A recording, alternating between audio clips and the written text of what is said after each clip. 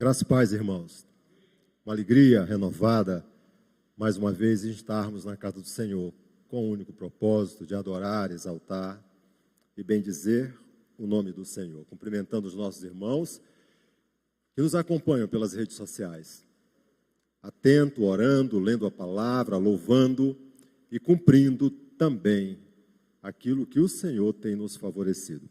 Eu quero compartilhar de um texto da palavra do Senhor que está no livro de Números, capítulo de número 20, a partir do versículo de número 2 até o versículo 13.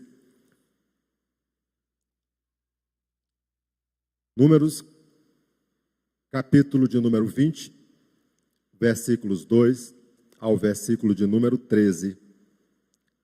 Nos fala assim o texto sagrado. Não havia água para o povo. Então se ajuntaram contra Moisés e contra Arão.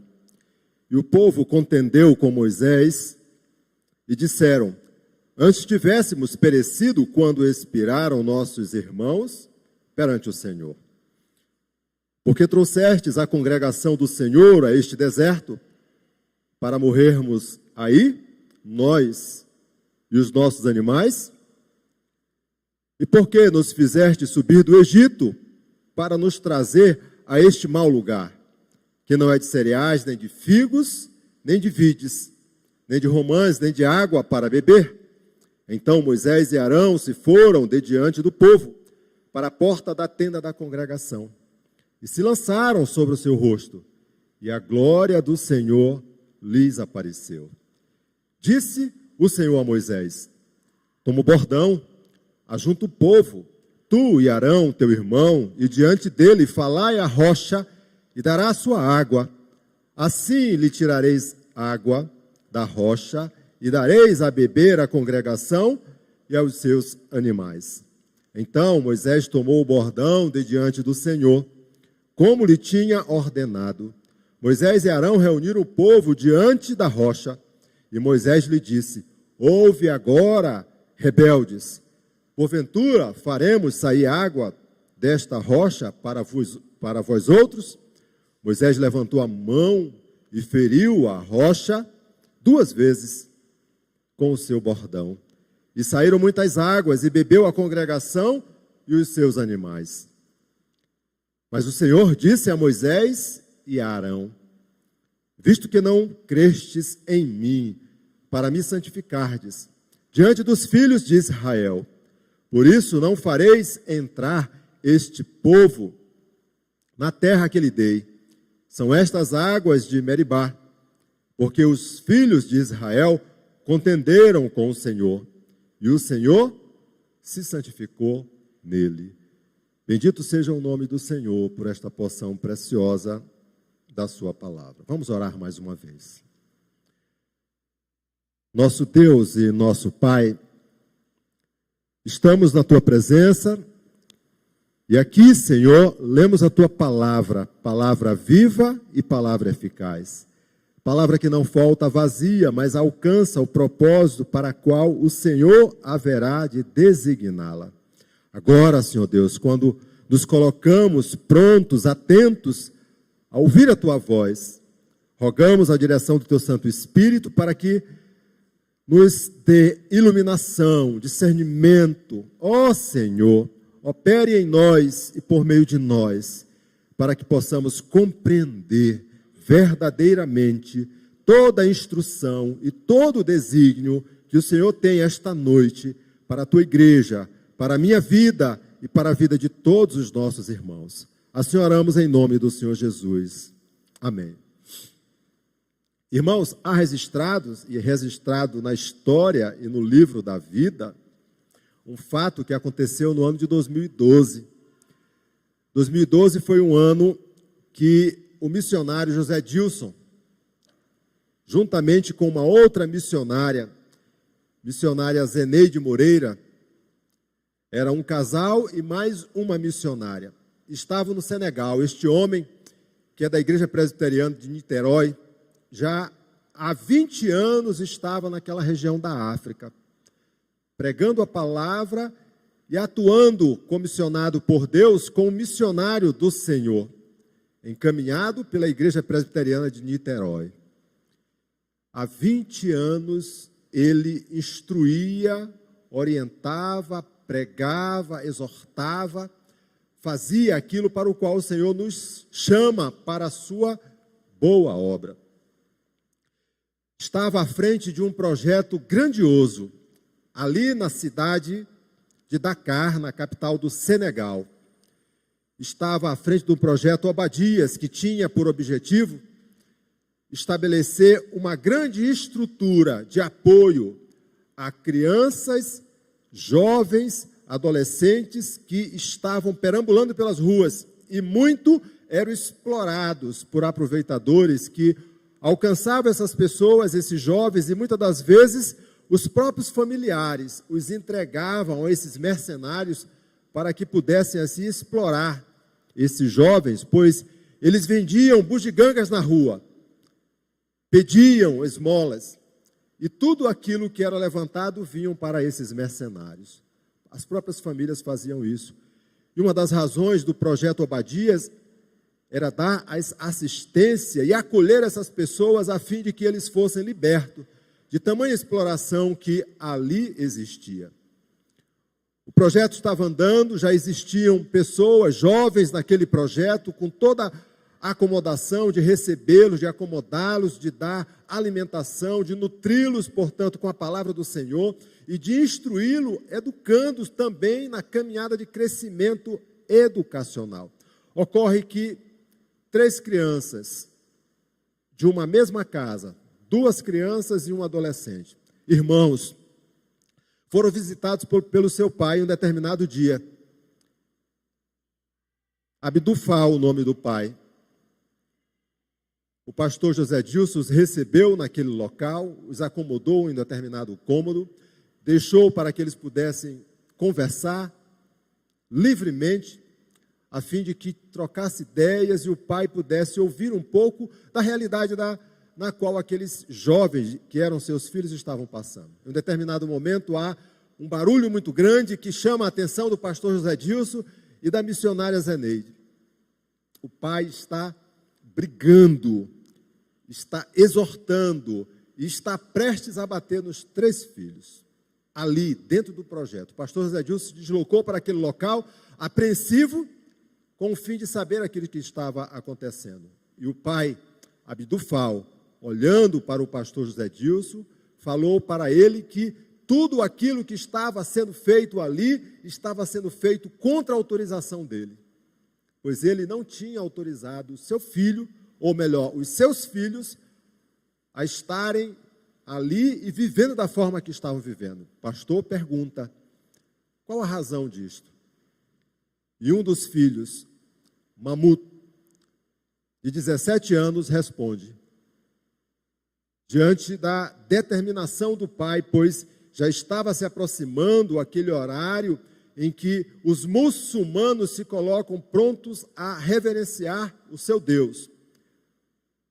Às 18 horas, o pai falou para o Mahmoud que era para ele buscar água a fim de que ele pudesse, juntamente com os outros filhos, fazer as oblações, lavar os pés, tornozelos, joelho, cotovelos, mãos, a fim de que se colocasse pronto, limpo, purificado, a orar ao Senhor, a orar ao Deus dos muçulmanos. Mahmoud virou para o seu pai e respondeu que nunca mais na sua vida ele haveria de reverenciar a um Deus ao qual ele não acredita e que ele não crê. Que ele conheceu pela graça do Senhor Jesus. E Jesus transformou a vida dele. E o caminho que ele queria seguir, a partir daquele momento, era o caminho na presença de Cristo, Senhor e Salvador da sua vida.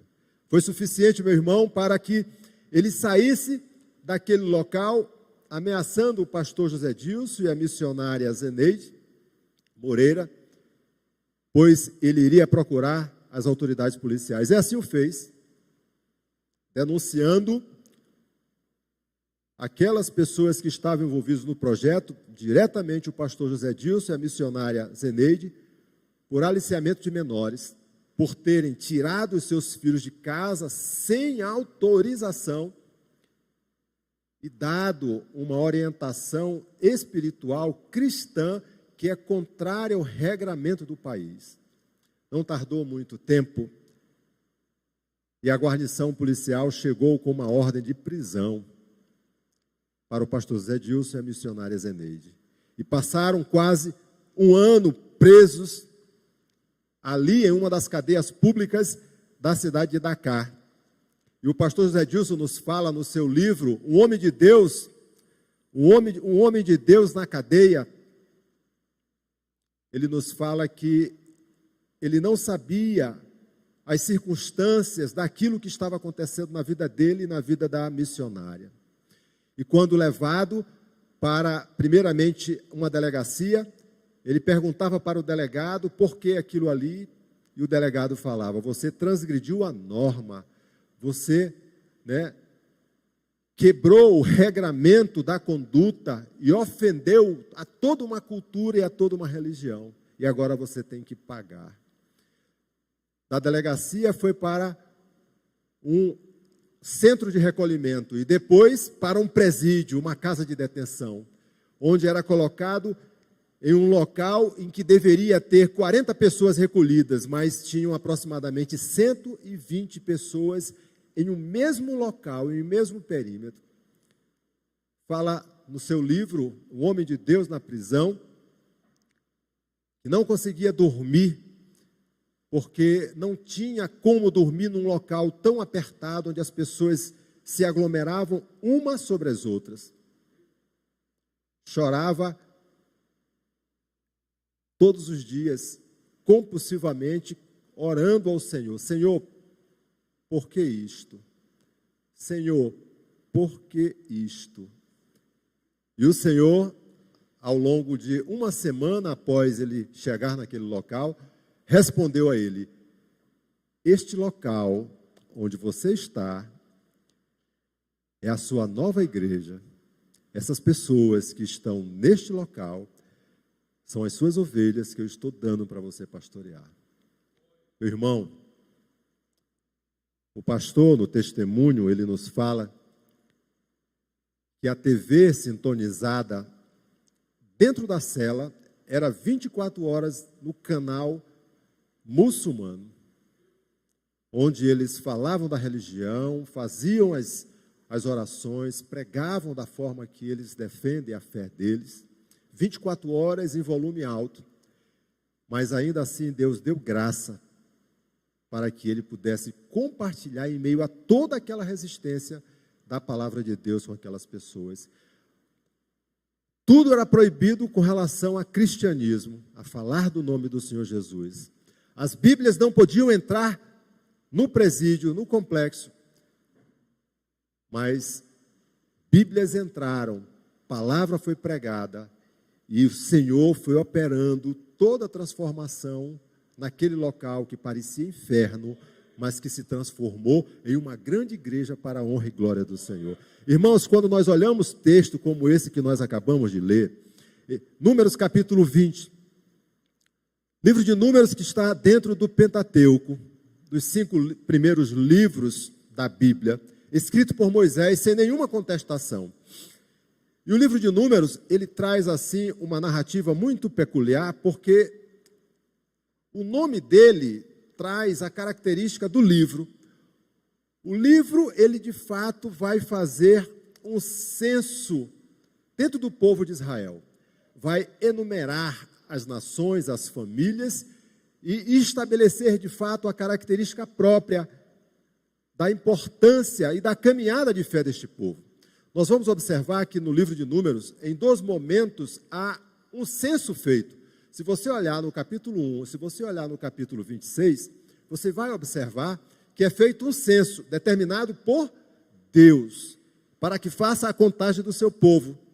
E no capítulo 1, o primeiro censo que é feito, com homens a partir de 20 anos para cima, alinhados e prontos para o combate, chega-se a um número de 603.550 homens prontos para a guerra.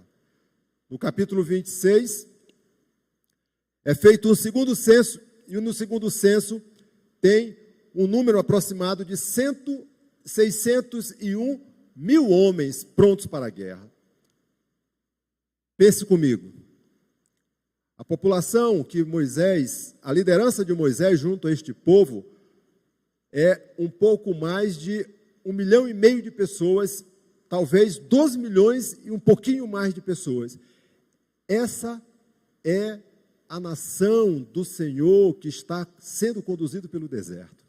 Este é o povo de Deus que está, portanto, agora no deserto de Zin, num trecho da palavra do Senhor que nós acabamos de ler. É um povo grande, é uma multidão de pessoas. E o texto nos fala que agora, se você aprofundar um pouco a leitura no livro de Números e o livro seguinte de Deuteronômios, você vai observar que a narrativa é clara, que este povo, quando ele saiu do Egito após 430 anos de servidão, o Senhor os leva para o deserto, e o local do deserto é local de crescimento, de amadurecimento, de encontro com o Senhor.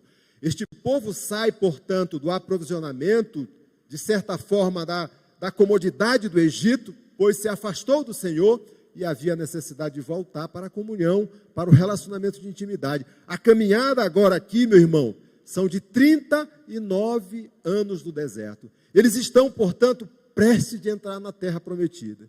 Eles estão chegando àquele local onde o Senhor havia designado para o seu servo Abraão, nosso pai na fé, e conduz esse povo passando essa liderança para aqueles que haveriam assim de receber do Senhor. E aqui é Moisés que está na liderança, aqui é Arão que está na liderança.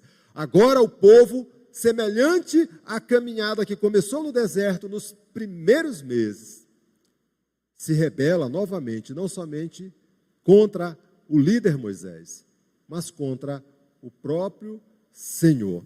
E diante desta convicção aqui do povo, dessa multidão de gentes que agora exige de Moisés, diante da provisão que não tem mais, água, a água acabou, a reserva, que foi dada em um determinado momento já não tem mais. A reserva de Refidim acabou, secou. O alimento, a comida, a provisão não tem, acabou. Mas eles se esqueceram que o Senhor firmou uma promessa com os nossos pais na fé, com o seu povo. E esse povo não passaria por dificuldade, porque a provisão seria trazida pelo próprio Deus. Não faltaria nada, não haveria de ter nenhum percalço na caminhada de vida. Eles deveriam crer e descansar. Mas eles se rebelaram, se colocando contra novamente o nosso Deus. Diante desse contexto, eu quero tratar com os irmãos sobre um aspecto bem peculiar dentro do tema que nós estamos trabalhando, santificação. Segue a paz com todos e a santificação sem a qual ninguém verá o Senhor. No subtema, reconhecendo a nossa dependência no Senhor. De que forma nós reconhecemos a nossa dependência do Senhor para uma caminhada de santificação? Se olharmos para o texto traz a primeira lição clara e direta para a nossa vida. E ele nos fala que nós vamos reconhecer essa nossa dependência no Senhor pela certeza da providência de Deus. O versículo de número 2 nos fala assim: não havia água para o povo, então se ajuntaram contra Moisés e contra Arão. E o povo contendeu com Moisés e disseram: antes tivéssemos perecido quando expiraram nossos irmãos perante o Senhor. Por que trouxeste a congregação do Senhor a este deserto? Para morrermos aí, nós e os nossos animais? O cenário aqui, narrado pelo escritor bíblico, não é um cenário fácil. Não é um cenário, claro e direto para que nós possamos descansar. Mas o cenário que eles estavam vivendo era um cenário de preocupação, caminhando assim nas circunstâncias para aqueles que arrazoavam de fato da boa provisão do Senhor. 39 anos no deserto, caminhando e recebendo do Senhor aquilo que haveria de acontecer. Agora, este povo se ajuntou, este povo arrazoou, este povo voltou a fazer novamente aquilo que já o haviam feito há algum tempo atrás. Novamente, meu irmão. E, queridos, parece que nós estamos tão distantes disto aqui, né? Tantos anos nos afastam desse episódio aqui. Mas isso está tão recente na nossa vida. Isso está tão próximo dos nossos dias. Quando diante da providência do Senhor, da graça do Senhor, do conforto do Senhor, em muito nós acabamos esquecendo disto tudo. E quando passamos por um momento de dificuldade, e hoje nós estamos novamente na igreja do Senhor para orar ao Senhor, para abrir os nossos lábios e levantar um clamor, reconhecendo que o Senhor é gracioso, Ele nos alcança com toda a sorte de bênção. Mas diante de muitas vezes, aqueles momentos de tribulação, parece que a nossa memória falha, as lembranças se perdem, e nós esquecemos o quanto Deus tem sido maravilhoso com cada um de nós. Ele nos acolhe, pois Ele conhece o nosso coração e sabe, meu irmão, sabe de tudo aquilo que passa em nossas vidas. No Salmo 139, no versículo 16, o Senhor nos fala de forma tremenda. Ele nos fala que nós não tínhamos forma, e o Senhor já sabia tudo aquilo da nossa vida, e havia de escrever tudo o que haveria de acontecer na nossa caminhada, no livro, no seu livro. Nós não tínhamos forma, e o Senhor já conhecia o mais profundo do nosso coração. É isto aqui que nós estamos falando, reconhecendo a nossa dependência do Senhor. De que forma? Pela certeza da providência do Senhor. E o Senhor vai instruir os seus servos, vai instruir Moisés, vai instruir Arão, aquilo que eles devem fazer.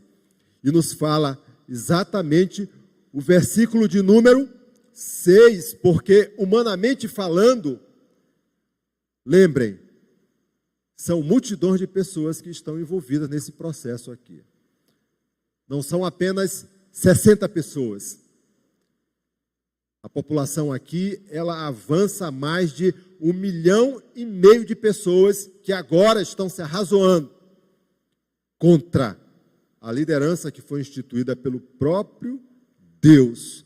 Eles não estavam indo contra a liderança. Eles estavam indo contra os desígnios do Senhor. Eles não estavam agora confiando na direção do Deus. Quando nós olhamos para a Bíblia, nesta caminhada de fé, você pode examinar, Êxodo capítulo 19, versículos 5 e versículo 6, quando o Senhor se manifesta a Moisés, é estabelecido, portanto, um regramento de conduta.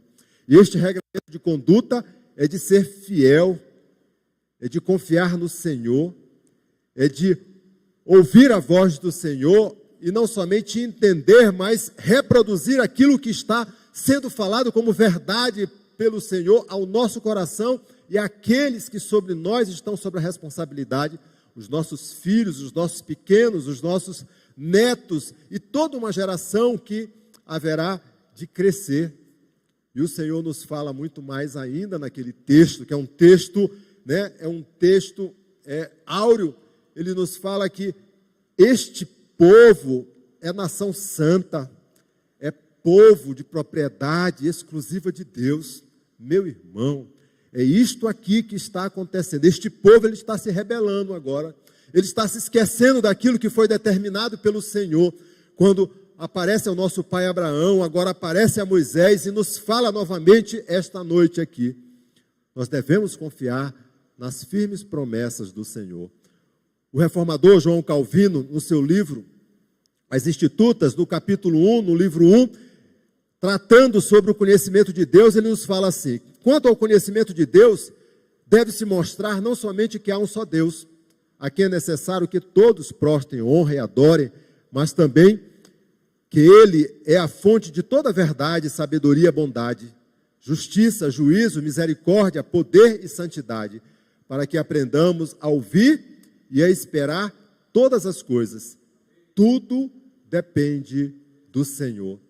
Assim, meu irmão, nós devemos aguardar as respostas do Senhor.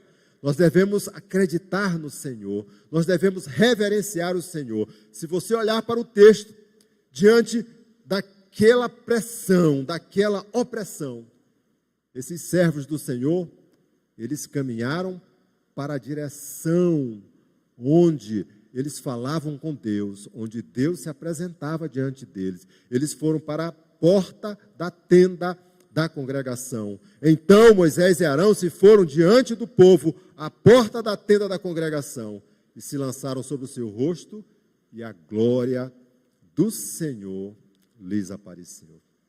A quem buscar? A Deus. A quem recorrer? Ao nosso Senhor. Para quê? Para que possamos ter a convicção, a certeza de sua providência para a nossa caminhada de santificação. A segunda lição que o texto nos traz, reconhecendo a nossa dependência no Senhor. De que forma? Ouvindo a voz do Senhor. Versículo 7 a versículo 9 nos fala assim: disse o Senhor a Moisés: toma o bordão, ajunta o povo, tu e Arão, teu irmão, e diante dele falai a rocha e dará a sua água. Assim lhe tirareis água da rocha e dareis a beber à congregação e aos seus animais. Então Moisés tomou o bordão de diante do Senhor, como lhe tinha ordenado. O Senhor não somente se manifesta para que nós possamos crer, acreditar e descansar no Senhor, como nos instrui, meu irmão, da forma que nós devemos fazer, viver e nos submeter a Ele. Ele fala de forma muito clara: toma o bordão. Está no presente do indicativo, uma ação que vai começar e ela tem que acontecer. Ajunta o povo, o verbo novamente no presente do indicativo, ela começa, reúne e haverá de acontecer porque é algo contínuo. Falai a rocha, o verbo está no imperativo afirmativo, você tem que fazer, você tem que submeter, é ordem, haverá de acontecer. Dará a sua água, está no futuro do presente, haverá de ser operado por Deus, e aquilo que foi designado, certamente acontecerá. Nós devemos compreender que Deus, Ele tem um propósito na nossa vida. Ele chama o seu servo Abraão, nosso pai na fé, e tira da terra de Ur dos Caldeus, um local onde havia paganismo, incredulidade, e chama para o louvor da glória do Senhor, para que Deus pudesse, na caminhada de fé, instruir o seu servo, operando no coração dele e na caminhada de tudo aquilo que haveria de fazer, fosse para louvor e glória do nome do Senhor, operando com um propósito. Esse mesmo propósito, meu irmão, essa mesma promessa e aliança firmada no passado, é a que nos alcança no presente. É a mesma que nesse tempo em que nós celebramos a Páscoa,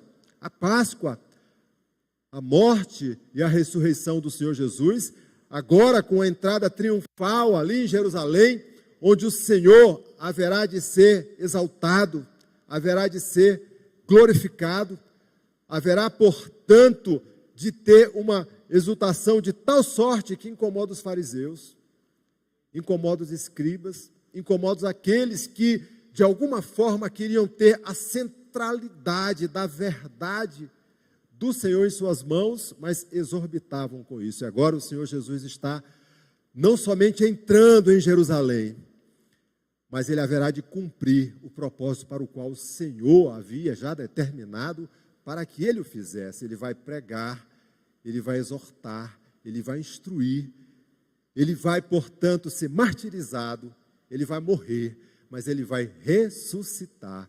O plano redentivo do Senhor vai ser consolidado naquele que é autor e consumador da nossa fé. Nós acreditamos nisso, nós cremos nisso, nós vivemos sobre esta referência, pois o Senhor nos fala que nós devemos ouvir a sua voz, e ouvir a sua voz é se submeter, se colocar numa condição de servo obediente, de servo fiel, de servo atento, de servo diligente, de servo, meu irmão, que não murmura, mas que entende que aquele que chama é o mesmo que capacita, que aquele que chama é aquele que dá toda a provisão para que nós possamos caminhar. Pois a palavra do Senhor nos fala de forma bem clara, Filipenses capítulo 1, versículo 6, que aquele que chama para a boa obra há de consolidar tudo aquilo que haverá de acontecer, conforme a vontade de Deus. Nós cremos nisso, nós vivemos sobre essa égide. A terceira lição que o texto nos traz, reconhecendo a nossa dependência no Senhor, ao tempo que nós reconhecemos essa nossa dependência para uma vida de santidade, pela certeza da providência de Deus, ao tempo em que nós reconhecemos essa dependência, ouvindo a voz do Senhor, nós reconhecemos também essa dependência, sendo humildes diante do Senhor. Olhe para o texto, no versículo 10 e versículo 11, Moisés e Arão reuniram um povo diante da rocha, e Moisés lhe disse: ouve agora, rebeldes, porventura faremos sair água desta rocha para vós outros? Moisés levantou a mão e feriu a rocha 2 vezes com o seu bordão, e saíram muitas águas, e bebeu a congregação e os seus animais. Nós devemos, meu irmão, quando ouvimos a voz do Senhor, seguirmos necessariamente com humildade de coração aquilo que Ele está nos instruindo a fazer. Observe que o texto nos traz a instrução clara. E o servo Moisés, que o escritor aos Hebreus coloca na galeria da fé esse homem como servo do Senhor, como aquele que de fato cumpriu os propósitos do Senhor, mas neste tempo aqui, ele deixa de cumprir o pressuposto que está estabelecido. Quando ele deveria falar à rocha, ele toca na rocha. Em Refidim, a instrução era diferente. Moisés deveria tocar na rocha e não falar à rocha. Aqui, a instrução é clara. Irmãos, nós devemos nos submeter na condição de reconhecer a nossa dependência do Senhor com humildade, dando o crédito, a adoração, o louvor, a exaltação àquele que é devido.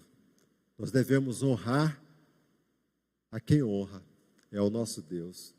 Quando João Batista caminhava no deserto daquela região da Galileia, pregando e batizando, pregando aquela pregação de arrependimento, ele foi questionado pelas pessoas, os discípulos deles que acompanhavam, quanto àquele que foi batizado no Jordão.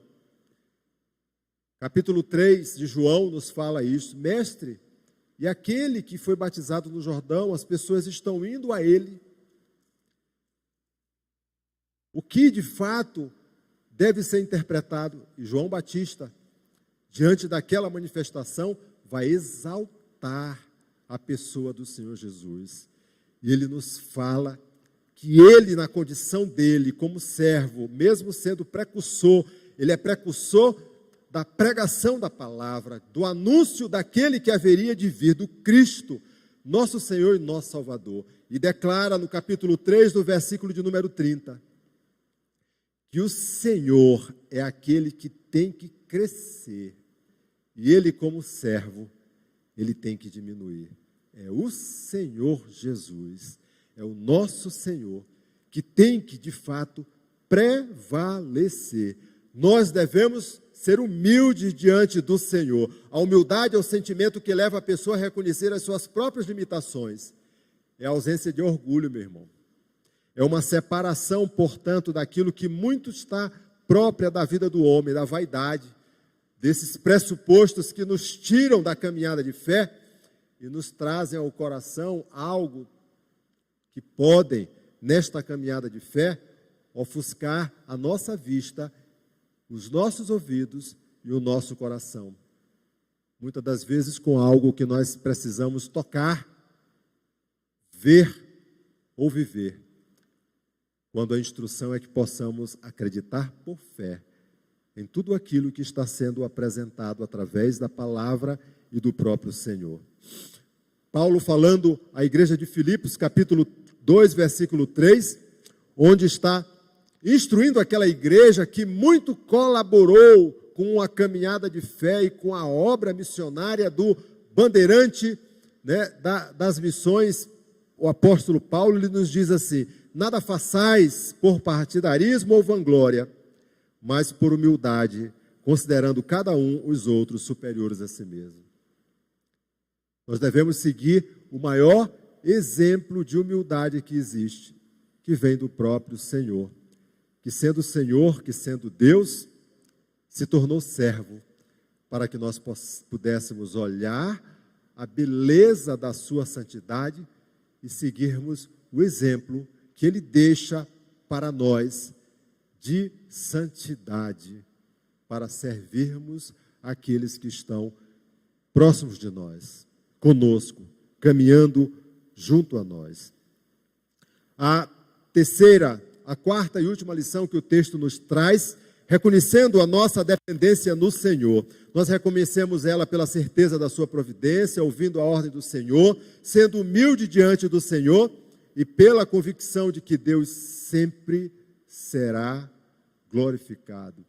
Deus sempre será glorificado. Quando olhamos para o texto nos versículos 12 e versículo 13, há algo terrível, mas tremendo.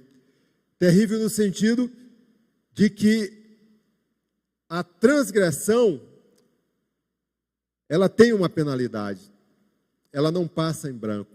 E o texto nos fala assim: mas o Senhor disse a Moisés e a Arão: visto que não crestes em mim para me santificaste diante dos filhos de Israel, por isso não fareis entrar este povo na terra que lhe dei.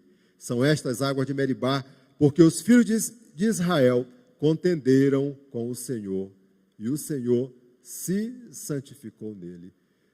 Mesmo Moisés, não tendo cumprido fielmente aquilo que o Senhor instruiu ele a fazê-lo, o Senhor dá graça e mostra a toda aquela nação o quanto importa adorar ao Senhor, o quanto é maravilhoso, mesmo as circunstâncias em que nós nos envolvemos e que aos olhos humanos não são boas, mas Deus tem sempre aquilo que é melhor para os seus.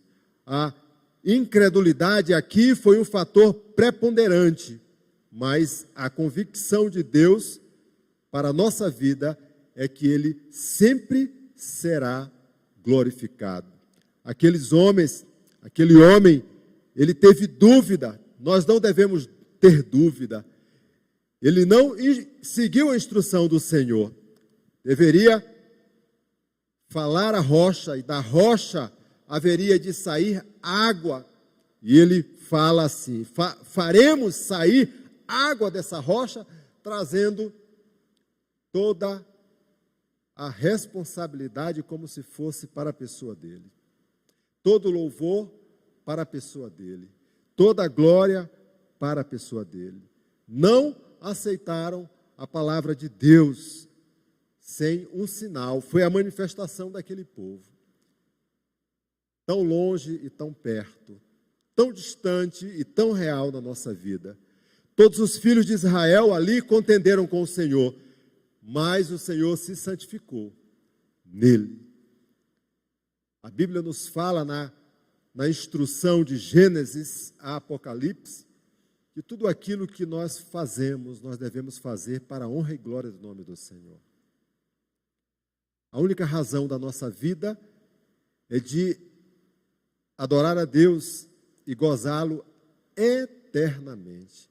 Por isso, meu irmão, muitas das vezes, em meio às circunstâncias de vida, dos percalços, ainda assim, Deus haverá de mostrar, através da sua lição, da sua prática, do seu amor ou da sua exortação, o quanto importa adorar ao Senhor. Quero deixar 2 lições para a igreja nesta noite de hoje, tratando assim, nesse tema, reconhecendo a nossa dependência no Senhor para a caminhada de santificação. A primeira lição, devemos ouvir a voz do Senhor.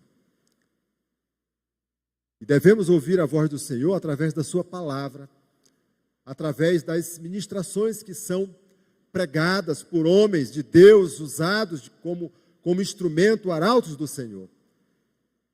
E tire, meu irmão, as suas convicções claras, atendendo aquilo que o texto sagrado nos fala, lendo, orando e clamando ao Senhor.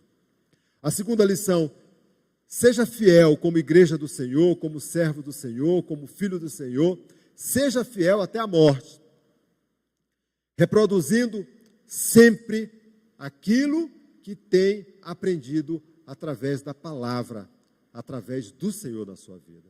Essa reprodução que nós fazemos, essa multiplicação, essa socialização da palavra da verdade, ela faz muita diferença, porque vai alcançar aqueles pequeninos que fazem parte da nossa família, vão alcançar aquelas pessoas as quais Deus vai mandar e nós não conhecemos. E onde quer que você esteja, em quaisquer circunstância que você haverá de se apresentar, ali estará o servo do Senhor, sempre com aquela boa palavra para compartilhar com tantos aqueles que precisam ouvir a voz do Senhor. O missionário José Dilson, lá no Senegal, no ano de 2012, em meio àquelas dificuldades, opressões, vivendo naquela cadeia, ele viu a mão do Senhor operando, meu irmão, e um pouco mais de 8 meses aprisionado. Ele teve a convicção clara de que os seus advogados de defesa foram incapazes de o tirarem daquele local insalubre, local duro, mas foi ali que o Senhor colocou ele. Os seus mentores que mandaram ele para aquela região da África, Dakar, para aquele projeto, foram incapazes de, através da comunicação com a embaixada, com as autoridades locais, de conseguirem a sua libertação. A embaixada brasileira fracassou em toda a tratativa para a sua liberdade. Mas Deus não esqueceu do seu servo. E no tempo do Senhor, o seu servo foi colocado em liberdade, sem nenhum homem, sem nenhuma embaixada, sem nenhum mentor intervir, porque a glória do Senhor se manifestou naquela igreja que passou a ser templo do Senhor. Que Deus nos abençoe e nos guarde na caminhada de fé, certo de que nós devemos reconhecer a nossa dependência do Senhor. Vamos orar. Obrigado, Senhor. Obrigado pelo tempo precioso que o Senhor nos proporciona, de estar na tua casa, de ouvir a tua voz e de caminhar, Senhor, na certeza de que tu és o nosso Deus, tu és o Deus da nossa vida, tu és o Deus da nossa salvação. Assim nos colocamos, assim abrimos o nosso coração, assim nos derramamos diante do Senhor. Continua, Senhor Deus, operando em nós e por meio de nós. E em meio às dificuldades da caminhada de vida, em meio às circunstâncias próprias da natureza humana, opera em nosso coração, para que sejamos segundo a tua vontade e não segundo o nosso coração, Senhor Deus, que é enganoso, mas fala cada vez mais ao nosso coração, para que onde estivermos, em toda e qualquer circunstância que ali haveremos de nos encontrar, esteja o servo do Senhor, pronto e disposto a pregar a tua palavra e viver do Evangelho, que é genuíno e que vem para manifestar da tua graça. Assim oramos em nome do Senhor Jesus. Amém. Que Deus abençoe e guarde a cada um de nós.